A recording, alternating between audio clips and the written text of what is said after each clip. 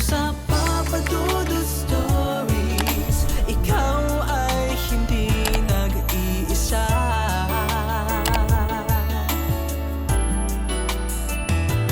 Dito sa Papa Dudut Stories, may nagmamahal sa'yo.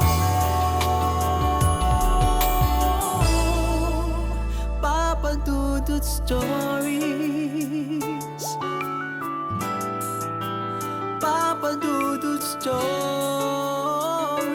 Mahirap kalimutan ang nakaraan lalo na kung ito ay nagdulot ng malagim na trahedya. Mag-iwan at mag-iwan po ito ng bakas na nagpapaalala sa atin ng mga pangyayaring hindi maganda. Panahon lamang ang gagawa ng paraan upang maisiwalat ang mga bagay na matagal nang nananatiling sekreto. Ayon nga sa isang pamosong kasabihan, time is the ultimate truth teller. Halina't pakinggan natin ang liham na pinadala ng ating letter sender. Dear Papa Dudut, magandang gabi po sa inyo Papa Dudut at maging sa inyong mga tagapakinig. Tawagin niyo na lamang po ako sa pangalang Shane, hindi ko tunay na pangalan. 25 years old. Napasulat ako ng liham sa inyong programa dahil nais kong ibahagi ang isa sa aking mga karanasan nung ako ay bata pa lamang. Ngayon pa lamang po ay humihingi na ako ng pasensya dahil hindi ako magaling sa pagsusulat at magkwento. Ngunit ginawa ko ang abot ng aking makakaya para maisalaysay ang lahat ng aking natatandaan.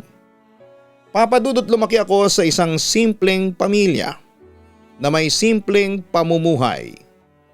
Ang trabaho ng tatay ko ay isang jeepney driver at si nanay naman ay nagtitinda ng mga gulay noon sa bangketa, kung saan minsan ay sumasama kaming magkapatid. Dalawa lamang po kami ng kapatid ko na si Shasha. Hindi niya rin po tunay na pangalan. Ako po ang panganay at siya naman ang bunso.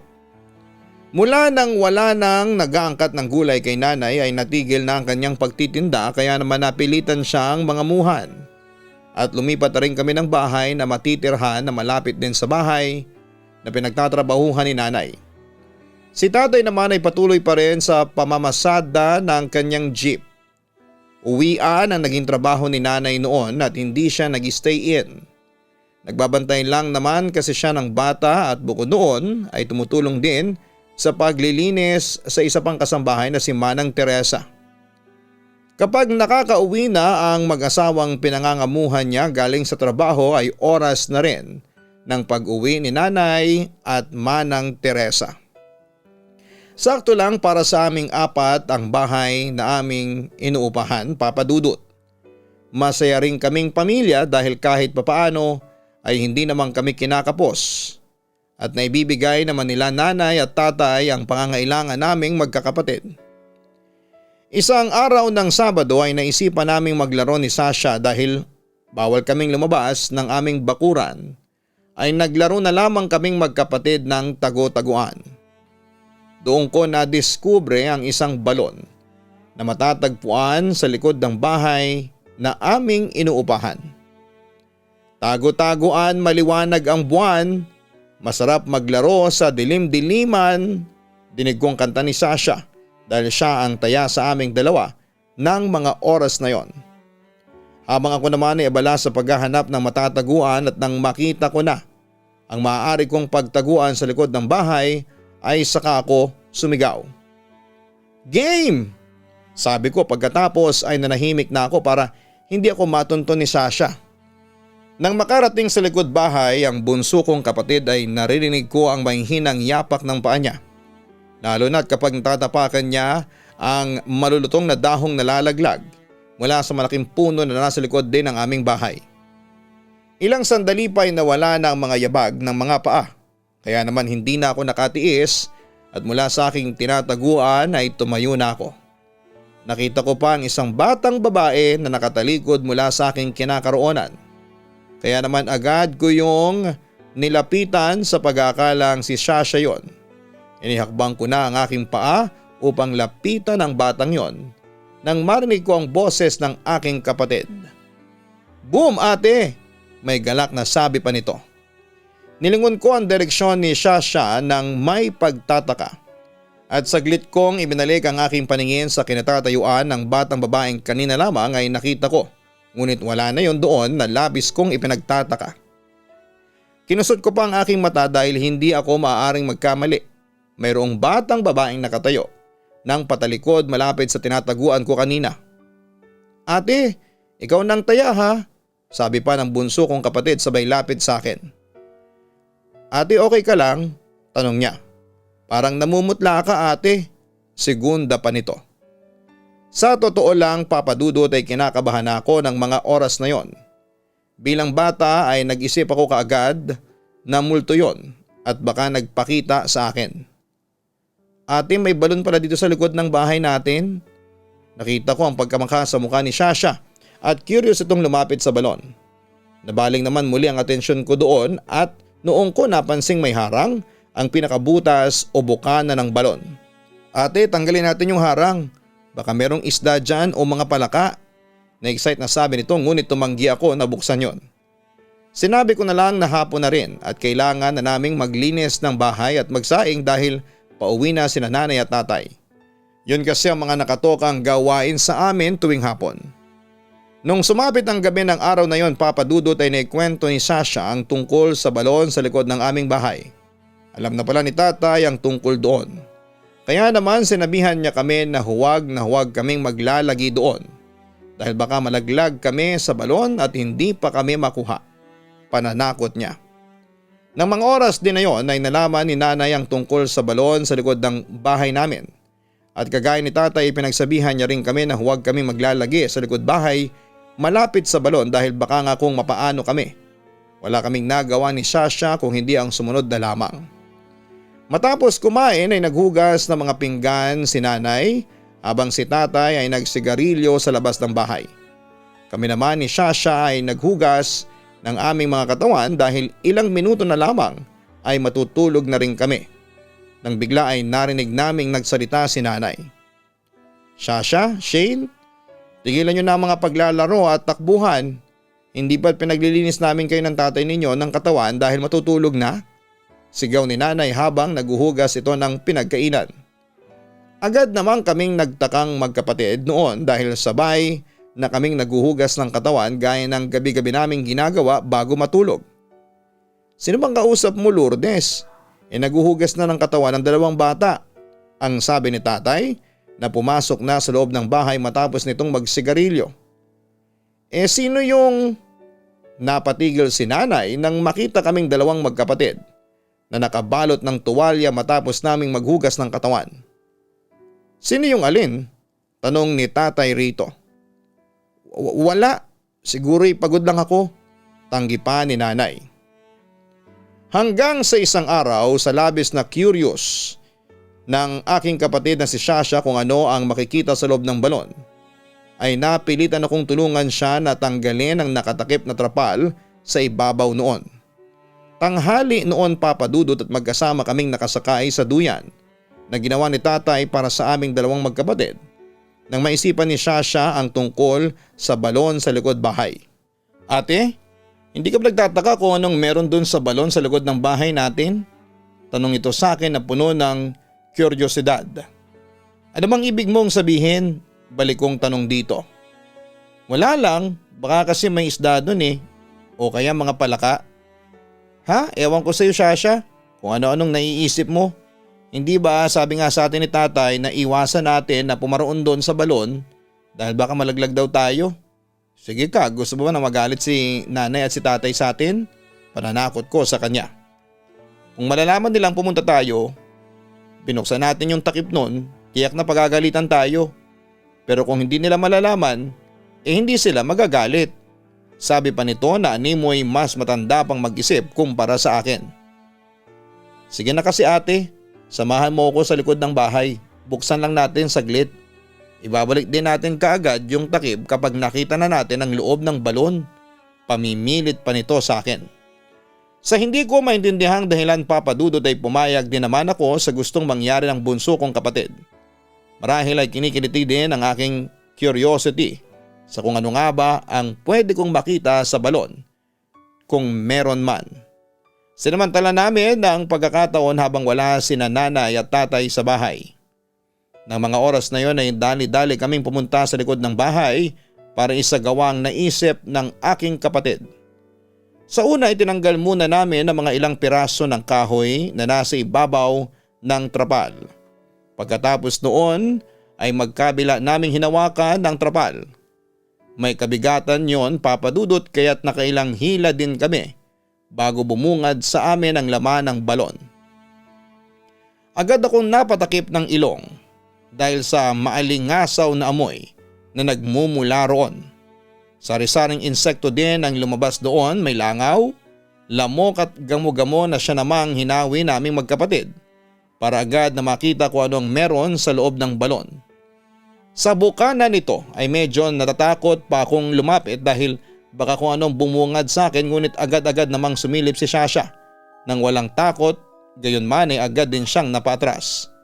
Napansin ko rin ang kanyang mukha na nakabusangot. Bakit anong meron? Nakakita ka ba ng mga isda o palaka na gustong-gusto mong makita? Agad na tanong ko dito. Ang baho ate, nakakasuka yung amoy ng balon, ang sabi nito nang naduduwal. Ayan kasi nagpumilit ka pang buksan. Isarado na natin, baka maabutan pa tayo ni nanay at tatay dito at pagalitan pa tayo, ang wika ko. Teka lang ate, hindi mo pa nga sinisilip yung loob saad naman ang bunso kong kapatid. Ano naman titingnan ko dyan, ikaw lang naman ang nagpupumilit na buksan yan Tinulungan lang naman kita. Kahit na isasarado na lang natin, sumilip ka na rin. Gid pa nito. Sige na. Nang sabihin ko yon ay agad naman akong sumilip sa balon habang takip-takip ng kaliwang kamay ko ang aking ilong. Dahil na rin sa maalingasaw na amoy mula roon. Nang mga oras na yon, Papa Dudut, ay wala naman akong ina-expect na kung anong makikita doon bukod sa putik at natuyong tubig mula roon. Ngunit gano'n na lamang ang takot na nadama ko nang makakita ako ng isang babaeng puting-puti ang mukha na nakatingin sa akin habang kumakaway. Blanko ang ekspresyon ng mukha nito, kaya naman hindi naging malinaw sa akin ang kanyang imahe. Hindi ko matandaan ang lahat dahil agad akong umatras mula sa pagkakasilip sa balon na yon. Ngunit sa kabila ng dilim sa loob ng malalim na balon ay tila may liwanag na nakalaan para lang makita ko ang kanyang mukha at rumihistro sa akin ang kanyang nakakakilabot na anyo. Ano ate, natulala ka na dyan, ang baho no? Nakakasuka. Tara na, isarado na natin. Wika ng kapatid ko, ngunit hindi agad ako nakatugon dahil nagpoproseso pa ang utak ko sa aking nakita mula sa loob ng balon. Ate, okay ka lang ba? Tanong pang muli sa akin ni Shasha. Oo, ayos lang ako. Tara na, itakip na natin ang trapal sa balon.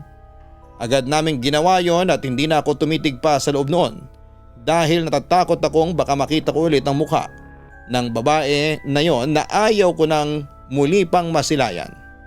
Hanggang sa sumapit ang gabi ay hindi mawala sa isipan ko ang tungkol sa batang babae sa loob ng balon.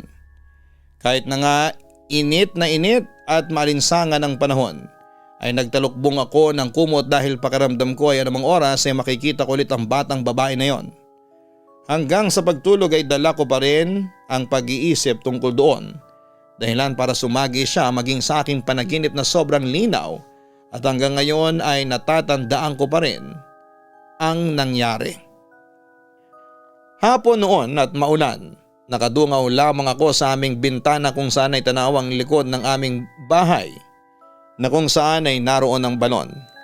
Kita ko rin sa labas ang isang batang lalaki at babae na naliligo sa malakas na buhos ng ulan. Naglalaro sila ng habulan hanggang sa mahabol ng batang babae ang batang lalaki at nataya niya ito. Kita naman sa itsura ng batang lalaki ang pagkainis at sa hindi sinasadyang pangyayari na itulak niya ang batang babae sa balon na naging dahilan ng pagkahulog niya rito. Matapos noon ay tila natulala ako dahil sa mga nangyari hanggang sa napalitan ng eksena sa panaginip ko kung saan ay nakahikaraw ako sa papag at nakapaimbabaw sa akin ang batang babae na hindi ko maaninag ang muka. Habang sakal ako nito nang mahigpit sa aking leeg dahilan upang hindi ako makahinga ng maluwag. Napabangon na lamang ako nang maramdaman ko ang tapik ni nanay. Tanghali na pala ng mga oras na yon, Papa Dudut. Ang sabi ni nanay ay kanina pa niya akong tinatawag para gumising ngunit hindi raw ako tumutugon. Kaya naman tinabik na niya ako para gisingin dahil nakita niya raw na para daw akong nahihirapang huminga. Sa mga nagdaang araw, Papa Dudut, ay nawala sa isipan ko ang tungkol sa batang babaeng multo na yon. Hanggang sa isang araw ay maging si tatay ay pinaramdaman na rin ito. Tanghali noon, oras ng siesta. Nakahiga noon si tatay sa upuang yari sa kawayan na nasa maliit naming balkonahe nang bigla niya kaming sawayin. "Shasha, Shane, tigilan niyo na nga ang paglalaro. Kapag hindi kayo natulog ngayong tanghali ay hindi kayo makakapaglaro mamayang hapon," tila naiiritang sabi nito. "Ano ka ba naman, Hernan? Nananahimik ang mga anak mo," tugon ni nanay rito. "Kanina pa ako nakakarinig ng hagik-hikan dyan paanong nananahimik?" giit pa nito. Sa mga pagkakataong yun ay hindi na muling sumagot pa si nanay. Ako naman ay nanahimik at nagmuni-muni na lamang at hindi pinansin pa si tatay. Kilala ko kasi si tatay, Papa Dudut, ayaw niya nang sinasagot siya. Lumipas ang ilang pang minuto nang hindi pa rin ako inaantok ng tanghaling yon. Samantalang si Shasha, tatay at nanay ay nakaidlip na. Dinig ko pa nga noon ang mahihinang hilik ni tatay na bigla na lamang akong nakakarinig ng mahina ring hagik-hik. Ipinagtaka ko naman kung saan galing yon dahil imposibleng may hagik-hik dahil bukod sa akin ay wala namang iba pang gising. Maya-maya pa ay narinig kong parang umuungol si tatay ngunit hindi ko kaagad yon pinagtuunan ng pansin. Madalas na kasing mangyari sa kanya yon kapag natutulog, lalo na kapag pagod siya sa pamamasada ng jeep. Mas binigyan ko ng pansin ang mga mahihinang hagik-hik na hindi ko alam kung saan nang gagaling. Ilang segundo pang nagdaan, Papa Dudut, iba ang nagiging pakiramdam ko. Kasabay ng tila mahihinang hagik-hik ay ang paglalim ng ungol ni tatay. Napabangon ako nang dahil doon at tinanaw ko siya mula sa aking pwesto. Tila malalim na ang paghinga niya, Papa Dudut, na parabang kinakapos na siya ng hangin. Dali-dali ko namang ginising si nanay at sinabi ko ang nangyayari kay tatay.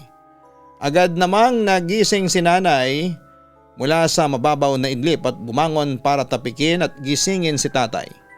Nang magmulat si tatay ng kanyang mga mata, ay napahawak siya sa kanyang dibdib habang habol ang kanyang hininga. Agad namang kaming nag-alala noon ni nanay dahil mga ilang minuto rin ang nagdaan bago nakapagsalita si tatay. Inutusan naman ako ni nanay na kumuha ng isang baso ng tubig upang mahimasmasan si tatay at makahinga ng maayos. Pagbalik ko mula sa pagkuha ng tubig ay medyo maayos na ang paghinga ni tatay. Agad ko namang inabot dito ang isang basong tubig na agad din niyang ininom. Ilang sandali pa ay naimasmasan na siya at hindi na niya hinahabol ang kanyang hininga. "Ano bang nangyari sa iyo, Hernan?" Nag-aalalang tanong pa ni nanay dito. "May batang babae," bitin na sabi nito. "Batang babae?" Nagtatakang tanong pa ni nanay. "Oo." "Ang ibig sabihin po ay nagpapakita na rin sa inyo, tay?" Kinakabahang tanong ko. "Anong ibig mong sabihin, Shane? Hindi ko kayo naiintindihan," ang wika ni nanay. Batid kong litong-lito na rin siya ng mga oras na yon, Papa Dudut. "Hindi ko rin alam, nay eh. Nagsimula po yung pagpapakita niya nung buksan namin ni Shasha yung balon sa likod ng bahay," tugon ko kay nanay. Noon din ay ikinuwento ko kay nanay ang ginawa naming pagbubukas ng takip ng balon sa likod ng aming bahay. Nagulat si nanay at nakita ko rin na natakot siya. Sa pagkakataong yun ay nakita ko naman na naniniwala si nanay sa ikinuwento ko. Sa takot pa nga niya ay napaantanda siya. Imbis na pagalitan kami sa aming ginawa ay sinabihan niya kami na lagi kami magdarasal at mag-iingat lalo na at kapag wala sila at nasa trabaho. Kinagabihan kahit na natatakot sa nangyari ay nagdasal kami ng sabay-sabay bago matulog. Pinangunahan ni tatay ang pagdarasal at ipinalangin namin na sana ay lubayan na kami ng kung sino man na espiritu ng batang babaeng yon. Ilang araw ding hindi pumasok si nanay sa trabaho para bantayan kami ni Shasha habang si tatay naman ay patuloy sa pamamasada ng jeep. Baon niya ang isang benditadong rosaryo para lang masiguradong ligtas siya sa kalsada. Sa mga nagdaang araw mula ng pangyayaring yon ay naging maayos naman ang lahat, Papa Dudut. Hanggang sa isang araw ay isang babaeng hindi nagpakilala ang kumausap kay nanay habang nagwawali siya sa bakuran ng mga sandaling yon.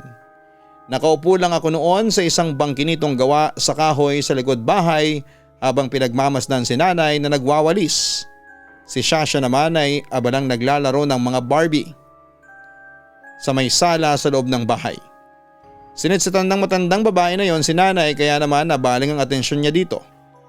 Batid ko na nagdalawang isip si nanay na lapitan ito, Papa Dudut, gayunpaman ay ginawa pa rin niyang lumapit upang tanungin kung ano ang kailangan nito. Sino ho sila? Tanong ni nanay. Hindi agad sumagot ang matanda at parang ginala pa nito ang tingin sa aming bakuran. Ano hong kailangan ninyo? Ulit pa ang tanong ni nanay. Binuksan niyo ang balon kaya nagbalik siya.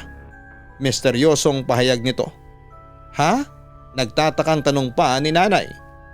Ang batang babaeng hinulog siya dyan sa balon nang minsang maglaro sila ng kapatid niya. Akala nila aksidente lang ang lahat. Hindi nila alam na sinadyang ihulog ng kapatid na lalaki ang batang babaeng yon dahil galit siya rito. Paano? Ang atensyon ay palagi nasa batang babae dahil sakit nito at mahina. Tuloy-tuloy na kwento pa nito. Sino ho ba ang tinutukoy ninyo, Ale? Tanong pa ni nanay sa matandang babae. Ipagdasal ninyo ang kaluluwa niya. Ipanalangin ninyo na makita na niya ang liwanag para hindi na niya kayo ginagambala. Papa Dudut, tahimik akong nakikinig sa sinasabi ng babaeng yon kay nanay. Kahit na medyo malayo ako sa kinakaroonan nila, ay narinig ko ang sinasabi ng estrangherang Ale. Pagkatapos niyang sabihin ang mga bagay na yon ay nagmadali itong umalis. Ni hindi na ito lumingon pa kay nanay at katakatakang mabilis itong nawala. Noon din ay napagtagni-tagni ko ang lahat. Hindi ko alam kung totoo ba ang sinasabi ng matandang yon, ngunit kung babalikan ko ang mga nangyari ay may kukonekta ko yon sa aking panaginip tungkol sa dalawang batang naglalaro sa likod bahay at nahulog na batang babae sa balon. Gayunman ay nag-iwan yon sa amin nila nanay ng malaking palaisipan. Sino ang estrangherang Ale? Paano niya nalaman ang tungkol sa kababalaghan sa balon? Mga tanong na hindi namin nahanapan ang kasagutan noon. Kahit na nagdadalawang isip sa mga sinabi ng matandang babae ay pinabindisyonan at pinadasalan namin ang balon na yon, maging ang buong bahay, Papa Dudut. Nang sa gayon ay makita ng batang babaeng kaluluwa ang kanyang daan patungo sa liwanag. Matapos sa mga pangyayaring yon ay masasabi kong naging maliwalas ang aura ng bahay at hindi na ako nakaramdam ng takot at pananayon ng balahibo maging sinananay. Tunay na napaka-misteryoso ng mundong ito, Papa Dudut. Maraming bagay na mahirap ipaliwanag ng ating isipan kaya naman patuloy tayong humahanap ng kasagutan sa mga bagay na hindi kayang arukin ni numan. Ngayon ay hindi na kami nakatira sa bahay na yon dahil nakabili na rin sila nanay at tatay ng sarili naming bahay dahil sa kanilang pagsusumikap. Wala na rin kaming balita sa lugar na yon simula nang makalipat kami sa aming sariling bahay. Gayunman ay ipinapanalangin ko pa rin na sana'y nakatawid na ng matiwasay sa kabilang mundo ang batang babaeng multo na minsang nagbigay sa amin ng takot at kilabot. Nakakalungkot lang isipin na kailangan pang lumipas ang mahabang panahon at oras na lamang ang nakapagsiwalat sa malagim na pangyayaring sinapit ng batang babaeng yon. Kung hindi pa siguro kami kinausap ng estrangherang Ale na yon, ay hindi pa namin malalaman ang natatagong kwento sa likod ng balon. Sa palagay ko hanggang dito na labang ang liham kong ito, Papa Dudut. Pasensya na kayo kung hindi ito sobrang nakakatakot at may kaiklian. Gayunman, sana'y nag-enjoy kayo sa pakikinig sa kwento kong ito. Lubos na gumagalang, Shane. Maraming salamat sa iyo, Shane, at salamat din sa iyong pamilya dahil kayo ay nagsilbing instrumento upang makita ng batang multo ang daan patungo sa kabilang buhay. Nawa ngayon ay kapiling niya ang mahal nating tagapaglikha at maayos na ang kanyang naging kalagayan. Maraming salamat din sa iyo dahil hindi ka nagdalawang isip na ibahagi sa akin at sa mga tagapakinig ang isa sa iyong mga karanasan. Muli maraming salamat at magandang gabi sa inyong lahat.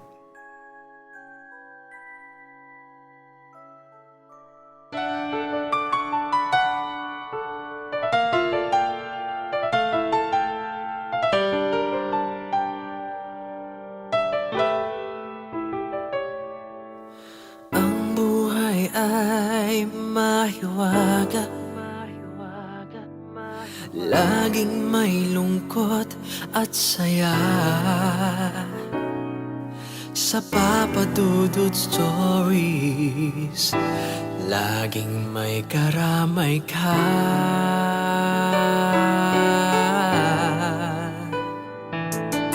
Mga problemang kay bigat,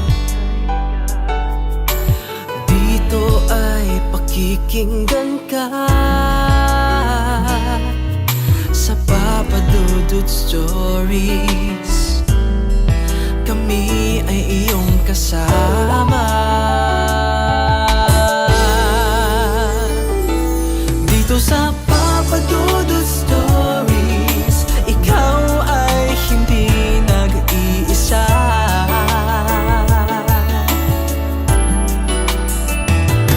Dito sa Papa Dudut Stories, may nagmamahal sa'yo. Papa Dudut Stories, Papa Dudut Stories, Papa Dudut Stories. Hello mga ka-online, ako po ang inyong si Papa Dudut. Huwag kalimutan na mag-like, mag-share at mag-subscribe.